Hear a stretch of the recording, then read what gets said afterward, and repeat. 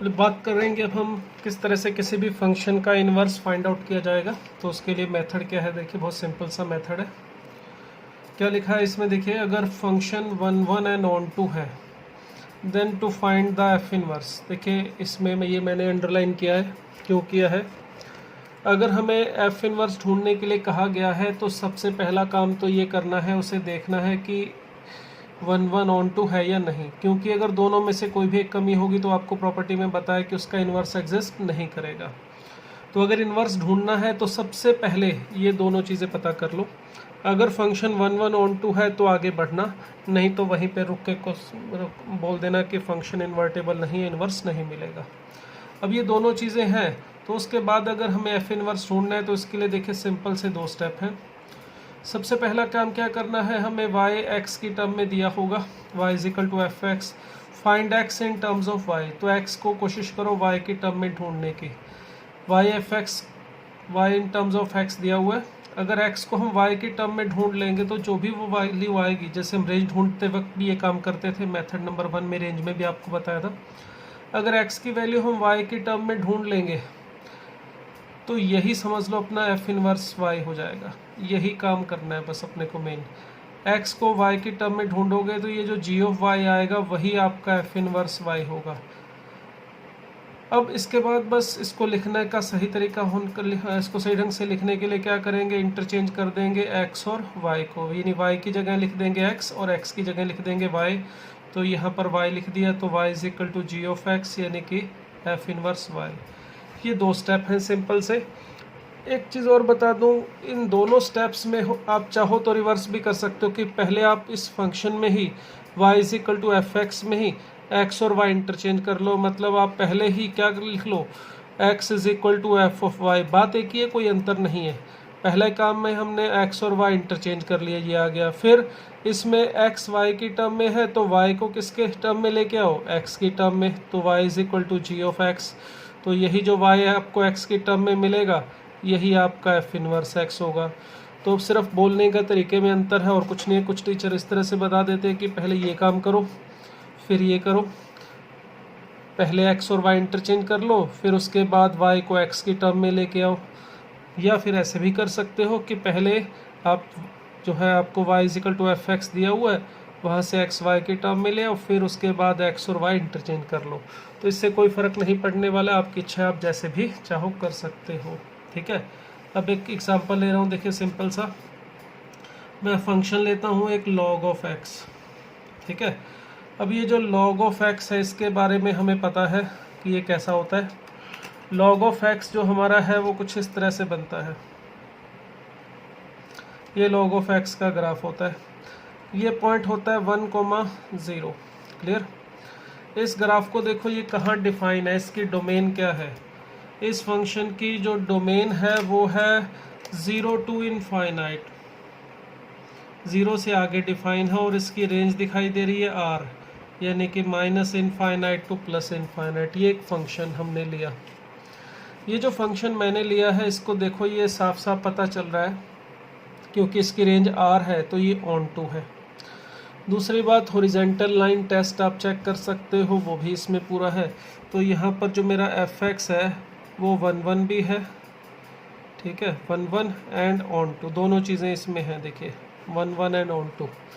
तो अगर दोनों चीज़ें हैं इसका मतलब इसमें इन्वर्स एग्जिस्ट करेगा। क्लियर। तो इन्वर्स एग्जिस्ट करेगा तो कैसे ढूंढेंगे इसको, y is equal to F X हमें दिया हुआ है, y x की टर्म में दिया हुआ है। तो सबसे पहला काम क्या करेंगे, x को y की टर्म में लिखेंगे। तो यहाँ लिखना बहुत ही सिंपल है, मैंने सिंपलेस्ट एग्जांपल लिया है, सबसे आसान वाला। तो मैंने यहाँ से log को उठा के इधर लिखा, आ गया e power y is equal to x। तो देखो x हमने फाइंड आउट कर लिया है इन टर्म्स ऑफ y, और ये जो वैल्यू आती है आपको बताया x जब y की टर्म में आ जाएगा ये कौन होगा, एफ इनवर्स y। ये हमारा एफ इनवर्स y है। क्लियर। अब एफ इनवर्स y आ गया, लास्ट काम क्या करना है, x और y को इंटरचेंज करना। तो y is equal to E power x, ये जो वैल्यू आ रही है ये हमारा एफ इनवर्स x या g ऑफ x, जो भी लिखना चाहो आप इसे लिख सकते हो। ठीक है। तो ये एफ इनवर्स x हमें मिल गया है अब और थोड़ी सी जानकारी जो हमने पढ़ी थी उसको यहाँ पे देखो क्या वो सही बैठ रही है। ये देखिए ये लाइन है y is equal to X, clear. और हमने जो e पावर x का ग्राफ बनाना है उसको हमने बहुत बार बनाया हुआ, ये कुछ ऐसा बनता है। ये e पावर x, ये वाला पॉइंट होता है 0,1, क्लियर। ये देखिए ये हमने फाइंड आउट किया है f इनवर्स x। ये वाला जो फंक्शन था ये था हमारा f ऑफ x। तो देखिए ये जो f इनवर्स x है ये इस एफ एक्स की इमेज है, किसके रिस्पेक्ट में, line y is equal to x के रिस्पेक्ट में।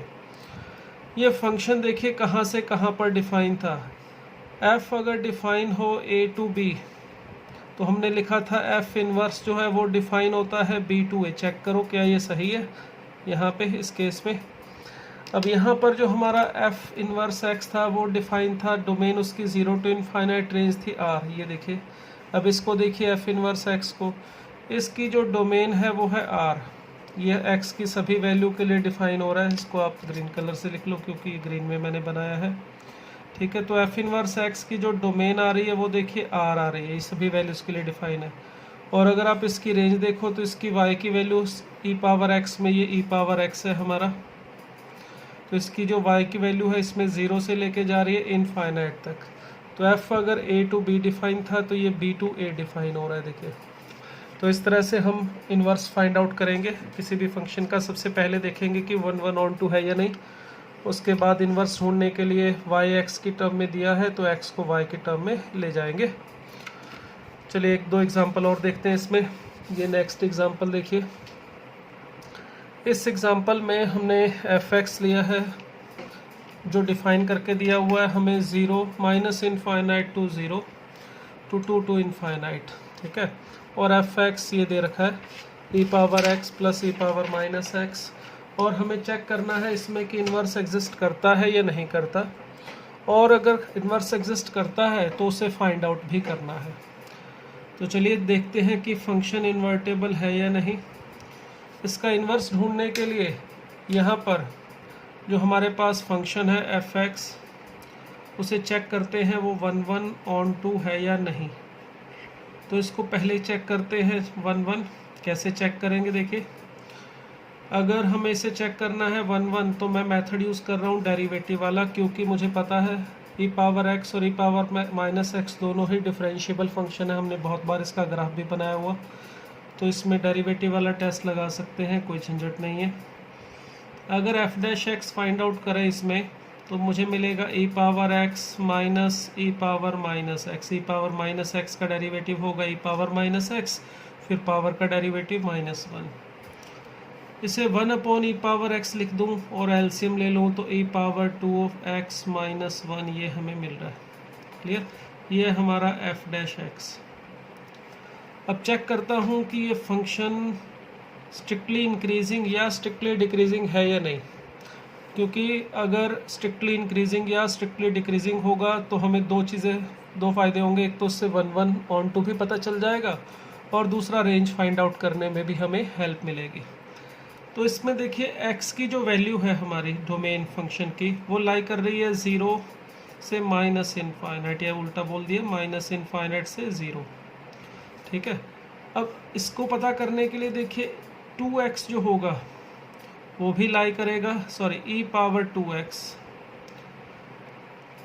अगर x 0 से इनफाइनाइट है तो e पावर 2x जो है हमारा वो e पावर 0 यानी 1 से e पावर माइनस इनफाइनाइट के बीच में लाई करेगा। तो इसका मतलब ये हुआ कि e पावर 2x जो है हमारा, अगर आप 0 पे इसकी वैल्यू लेंगे e पावर 0 तो वो तो 1 हो जाएगा, और e पावर माइनस इनफाइनाइट की जो वैल्यू होगी वो होगी 0। ये कैसे आया भाई, e पावर x की जो वैल्यू होती है वो इस तरह से आती है, ग्राफ इसका हमने बहुत बार बनाया है। इसमें अगर x इनफाइनाइट के पास जाएगा तो e पावर 2x या e पावर x भी इनफाइनाइट के पास जाएगा, तो इसका जो रेसिप्रोकल होगा यानी कि e पावर माइनस 2x वो जाना चाहिए 0 के पास, क्योंकि 0 इनफाइनाइट को नंबर बहुत बड़ा है तो इनफाइनाइट के पास जा रहा है तो उसका रेसिप्रोकल जाता है 0 के पास। इसलिए यहाँ पे इक्वल टू नहीं लगाया है मैंने, जाएगा 0 के पास मगर एग्जैक्ट 0 नहीं होगा। अब देखिए ये जो e पावर 2x माइनस 1 है, अगर e पावर 2x 1 से छोटा है तो आपका जो f डैश x है, यहाँ से ये क्लियर हो रहा है कि वो नेगेटिव होगा, क्योंकि नीचे जो वैल्यू दिखाई दे रही है e पावर x, ये तो पॉजिटिव ही होगी। कैसे पॉजिटिव होगी, यहाँ से दिखाई दे रहा है e पावर x की जो रेंज होती है वो 0 से इनफाइनाइट होती है। तो इसका मतलब जो f डैश x है हमारा वो कैसा है, नेगेटिव। अगर f डैश x नेगेटिव है तो मैं ये बोल सकता हूँ कि fx जो है वो स्ट्रिक्टली डिक्रीजिंग है। अगर fx स्ट्रिक्टली डिक्रीजिंग है तो मैं fx को 1 1 बोल सकता हूँ, इज 1 1।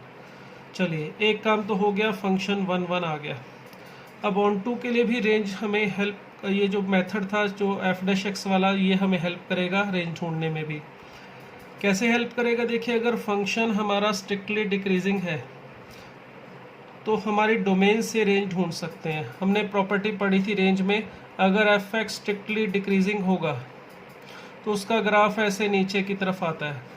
तो a टू b अगर उसकी डोमेन है तो f ऑफ a सबसे बड़ी वैल्यू और f ऑफ b सबसे छोटी वैल्यू आती है। अगर x a से b के बीच में लाई करता है तो y की वैल्यू यानी fx की वैल्यू f ऑफ b से f ऑफ a के बीच में लाई करेगी।